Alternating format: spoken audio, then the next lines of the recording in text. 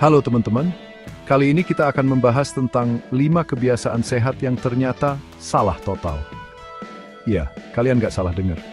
Kadang-kadang informasi yang kita anggap benar tentang kesehatan ternyata nggak sepenuhnya tepat. Nah, di video kali ini kita bakal bongkar mitos-mitos kesehatan itu bareng-bareng. Siap-siap, beberapa di antaranya mungkin akan bikin kalian kaget. Penasaran kan apa aja kebiasaan sehat yang ternyata salah kaprah? Yuk, simak sampai habis. Oke, siapa di sini yang dari kecil diajarin harus minum 8 gelas sehari? Juga dulu gitu. Kayaknya hampir semua orang tua ngajarin itu deh. Ternyata anjuran minum 8 gelas sehari itu nggak sepenuhnya tepat loh. Kebutuhan cairan setiap orang itu beda-beda, tergantung banyak faktor.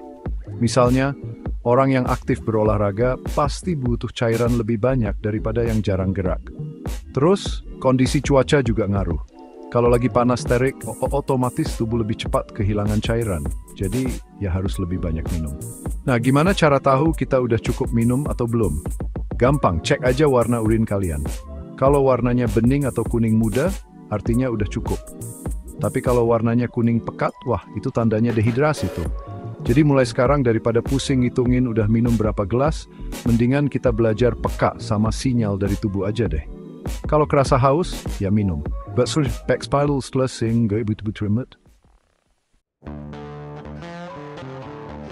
Lanjut ke mitos selanjutnya, yaitu hindari semua jenis lemak. Ini sih udah kayak dogma ya. Padahal nggak semua lemak itu jahat loh. Ada yang namanya lemak sehat, yang justru penting banget buat tubuh kita. Contohnya, lemak tak jenuh yang ada di alpukat, kacang-kacangan, ikan salmon, dan minyak zaitun. Lemak sehat ini punya segudang manfaat, mulai dari nurunin kolesterol jahat, menjaga kesehatan jantung, sampai bikin kita kenyang lebih lama. Justru, kalau kita menghindari lemak sama sekali, tubuh kita bisa kekurangan asupan nutrisi penting loh. Yang perlu dihindari itu adalah lemak jahat, kayak lemak trans dan lemak jenuh yang banyak terdapat di makanan olahan dan gorengan. Jadi, intinya, jangan takut makan lemak ya. Asal pinter-pinter milih jenis lemaknya aja. Konsumsi lemak sehat dalam porsi yang tepat, dijamin tubuh kita bakal lebih sehat dan bugar. Chapter 3, Hand Sanitizer. Jangan asal pakai. Sejak pandemi kemarin, hand sanitizer jadi barang wajib yang harus selalu ada di tas. Tapi hati-hati guys, terlalu sering pakai hand sanitizer ternyata nggak bagus juga loh. Kenapa? Soalnya hand sanitizer itu nggak bisa bedain mana bakteri jahat dan mana bakteri baik. Jadi pas kita pakai hand sanitizer, semua bakteri di tangan kita ikutan mati, termasuk bakteri baik yang justru penting buat menjaga kesehatan kulit. Akibatnya, kulit kita bisa jadi kering, iritasi, bahkan lebih rentan terinfeksi kuman loh. Nah kalau gitu kapan dong waktu yang tepat buat pakai hand sanitizer? Pakailah hand sanitizer saat kita nggak punya akses buat cuci tangan pakai sabun dan air mengalir. Misalnya pas lagi di kendaraan umum, habis megang uang, atau habis dari toilet umum. Kalau habis megang barang-barang yang relatif bersih, cukup dilap pakai tisu basah aja udah cukup kok. Ingat guys, segala sesuatu yang berlebihan itu nggak baik, termasuk pakai hand sanitizer. Chapter 4, Vitamin C. Banyak bukan berarti bagus. Siapa yang kalau mau nggak flu langsung deh minum vitamin C banyak-banyak? Akuin, dulu gue juga gitu. Seakan-akan vitamin C itu kayak tameng ajaib yang bisa menangkal segala penyakit. Padahal faktanya nggak gitu juga loh. Memang bener, vitamin C itu penting buat meningkatkan sistem imun tubuh.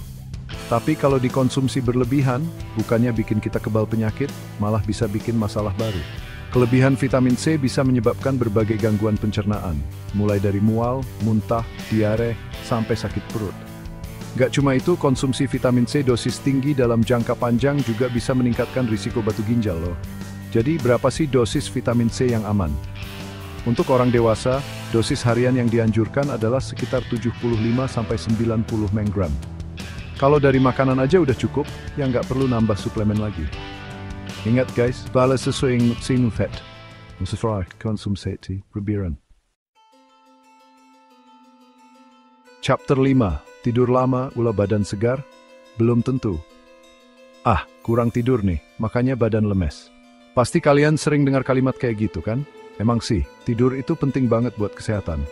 Tapi bukan berarti kalau kita tidur selama mungkin, badan kita bakal jadi lebih segar ya.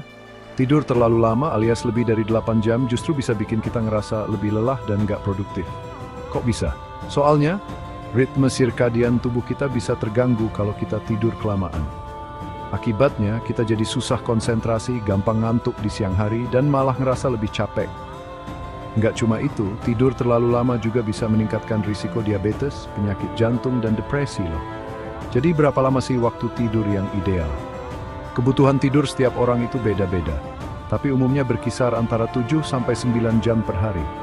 Yang penting, kita bisa bangun dengan segar dan siap beraktivitas di period.